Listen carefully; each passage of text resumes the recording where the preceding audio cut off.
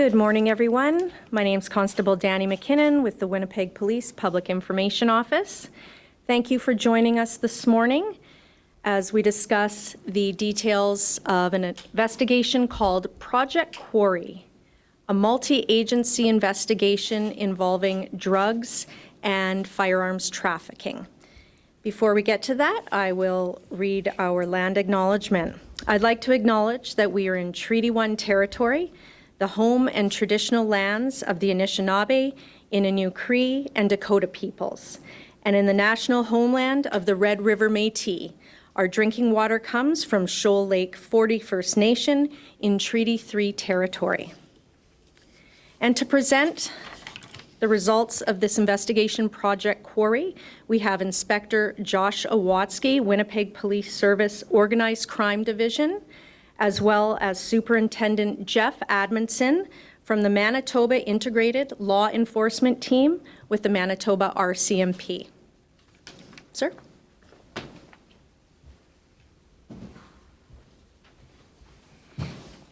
Morning.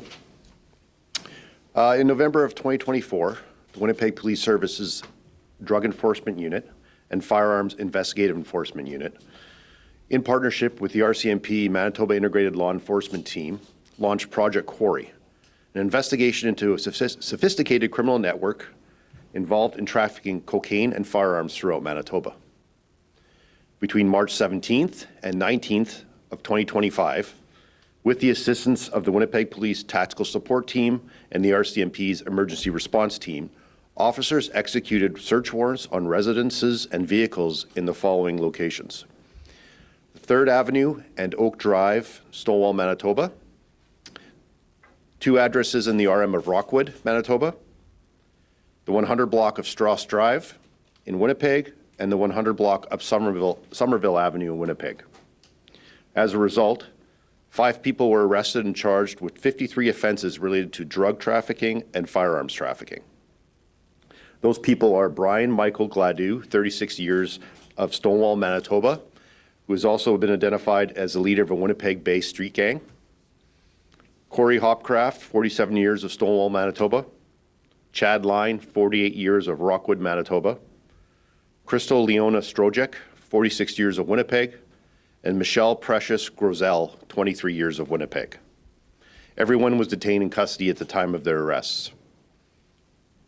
From the search warrants, police seized 35 firearms and a large amount of ammunition, as well as illegal accessories such as silencers and auto-sears, which are devices that can convert a semi-automatic handgun to fire fully automatic. Some of the guns had been reported stolen, and others were smuggled into Canada from the U.S. $60,000 worth of cocaine and hydromorphone, an opioid drug, were seized, as well as $1,500 in cash, along with drug packaging and trafficking materials. This joint force operation was made possible through the collaboration of our policing partners, with support from Canada Border Services Agency, Manitoba Justice, and the Manitoba Criminal Intelligence Centre. It's a clear example of strong regional partnerships working together to keep our community safe. This investigation is ongoing, and if anyone has any information, we encourage them to contact the Winnipeg Police Service's Drug Enforcement Unit at 204-986-7003, or the Stonewall RCMP at 204-467-5015, or they can call anonymously by calling Crime Stoppers at 204-786-TIPS, or through the website winnipegcrimestoppers.org. And with that, I'll take any questions. So $60,000 worth of cocaine, how much is that in kilograms? It's roughly a kilogram of cocaine. And then arrested? Yeah. Do you know how much hydromorphone, roughly? I don't have the number on me right now. In terms of the 5 people that were arrested, were they known to police before? Yes, all of them were. You mentioned Gladue was the head of a gang. Is that the same as the network of traffickers mentioned in the beginning? No, the network of traffickers are not necessarily part of the street gang. However, they do, the actions and the activities they're involved in ultimately did support that street gang. And what's the name of the gang? I don't want to give the name of the gang and give them any credit. I think the fact of the matter is that we have someone who's not only involved in a street gang, but is leading that street gang, involved in trafficking numerous firearms, likely more than just the ones that we see here, and as well as stockpiling an arsenal that that gang and other people involved in criminal activities can have access to. Have you ever seen anything like this before? I have, unfortunately. This is not, new for an investigation for the Winnipeg Police or the RCMP, but it's always concerning when we see this many firearms, especially in one location, that are easily accessible by people involved with gangs. Are they probably, do you believe they were predominantly firearms traffickers or cocaine trafficking, you know what I mean? Both. Both, yeah. In terms of firearms trafficking, I mean, is this being sold to people they have a trusted relationship with in the criminal element, or is it online? What does that look like, firearm trafficking? When they traffic firearms, it's all of the above. It's people who are looking to find illegal firearms. Will eventually find out who they can purchase those off of, and we'll make arrangements to do so. So it's not only trusted friends. It's other associates. It's people who know other people. So. But largely done on the street, for lack of a better word, or are they selling these online?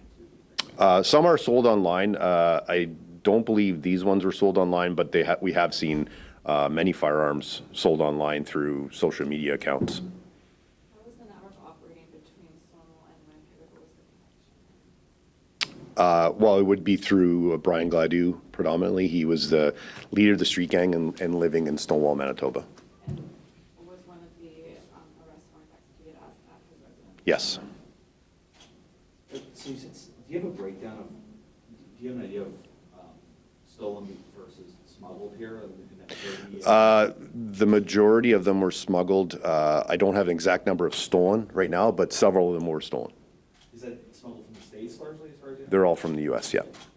I mean, and given clearly they're being used illegally, but do any of the people arrested here have a firearms license, or are these entirely illegal?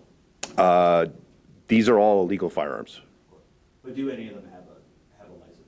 Or any? I don't believe any of them possessed any firearms licenses. So, and this is, why is it called Project Quarry? Is it because it's partially operating in the Stonewall and Rockwood, where there's Yes. a lot of quarries? Yes. Yeah. Can you give us perhaps a lot of statement, but you just want to get a breakdown of the charges for these folks? When were the arrests made? Around the same time as the warrants back in March? When the warrants were executed.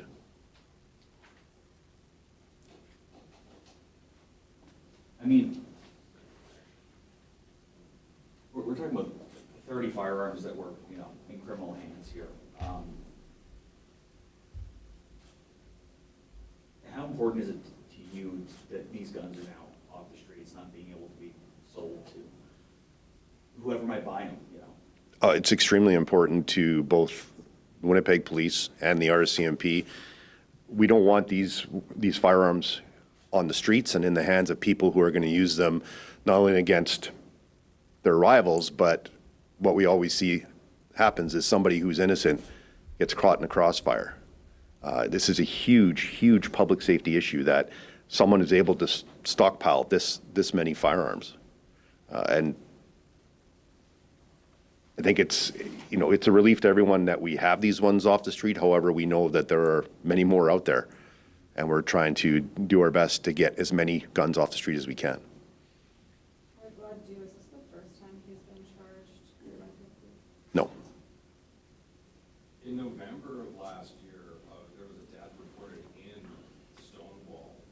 Human remains were found in a home there in November. Is that connected at all? I'm not aware of any connection.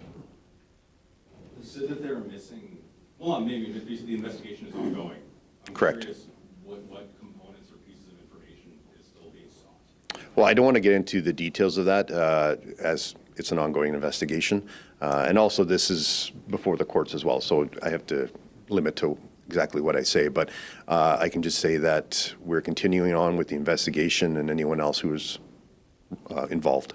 Could it be that there are more arrests to be made? It's possible, yes. The stolen firearms, were they, as far as you know, stolen in Manitoba or elsewhere in Canada? Some were stolen in the States and then smuggled through the border. I'm not sure if any of them were stolen in Winnipeg or Canada.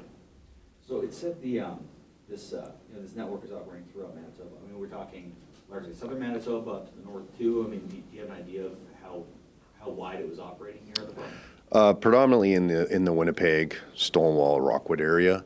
We're looking to see if there was any trafficking going beyond that area. It's very possible. And this may be more of a CBSA question, but I mean, big picture, I mean, how are guns smuggled across the border? Is it as simple as just hiding it in the vehicle and bringing it across kind of thing, or? There are many ways that they can smuggle them across. That's one of them. But there's several different ways that firearms can be smuggled, either across the border, through mail, ways like that.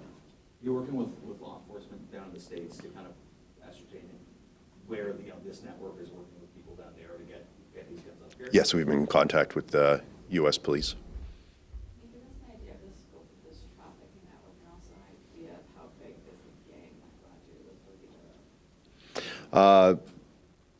With street gangs, their numbers fluctuate with their allegiances. We see them flipping from one gang to another, so it's hard to get an accurate number of how many are in one gang. There are many people either in the gang or associated to the gang. So it's not just gang members who are committing offenses for the gang, it's associates as well.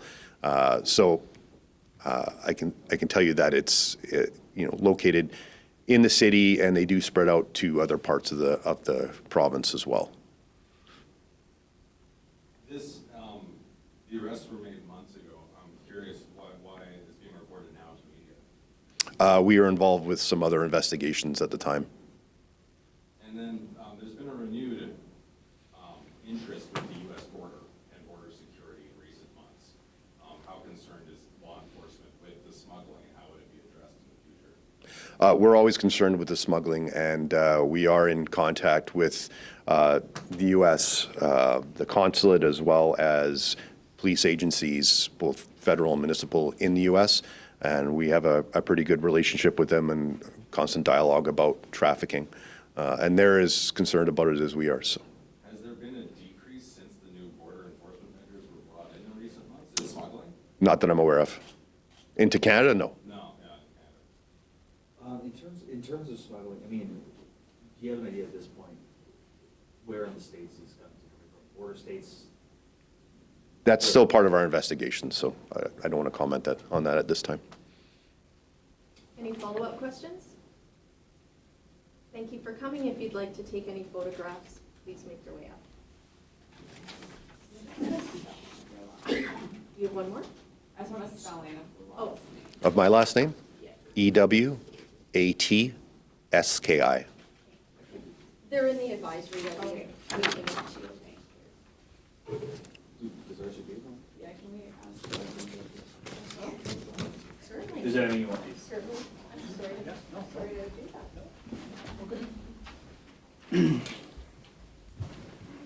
Yes. I just wanted to talk about Stonewall community, residents there that I've talked to, I think it's a pretty peaceful community. Your work in this community, did this come as like a shock to that community and some of these rural areas that are generally considered quiet areas? Yeah, just like the city of Winnipeg and any other community, all our communities have organized crime can infiltrate those communities that are peaceful and great places to live. But obviously, with intelligence sharing and the cooperation between the Winnipeg Police Service and the RCMP, we were able to address a public safety issue and get them off the street. Our Rockwell addresses, it's a pretty wide scope. Is there a reason why it's not being listed kind of more in kind of where these warrants were executed? No, that's just how we like to keep it in terms of, yeah, it's a large RM, so. and the investigation is ongoing, so.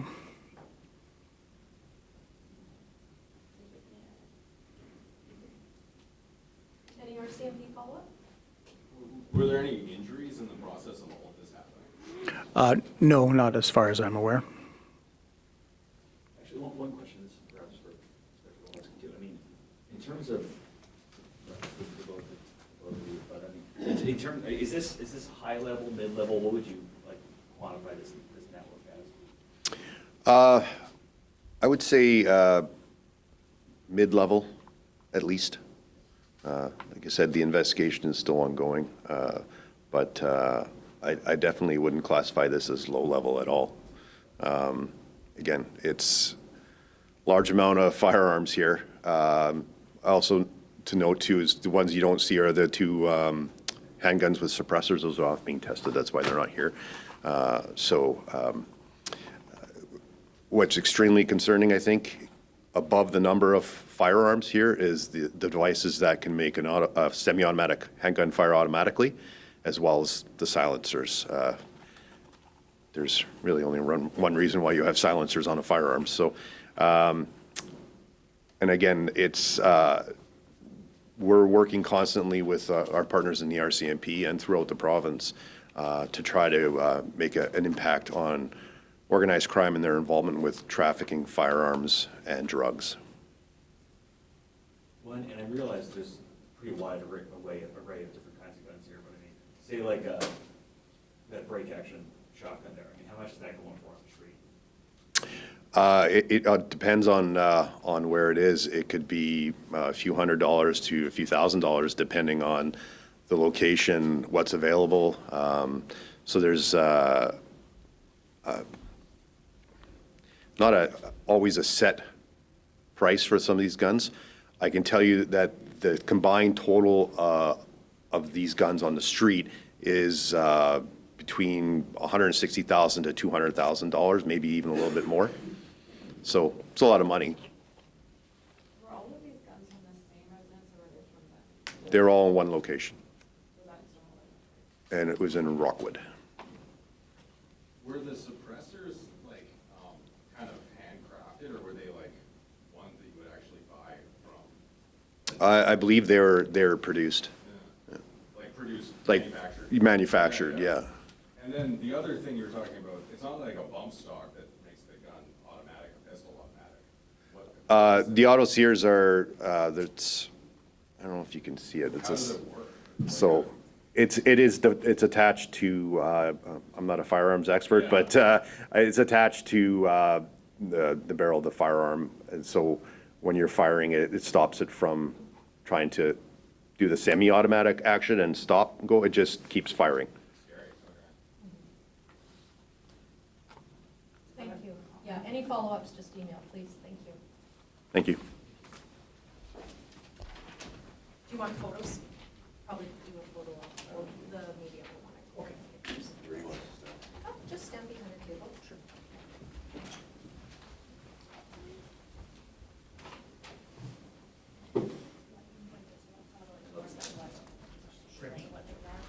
The auto sears are the smaller pieces there, small piece.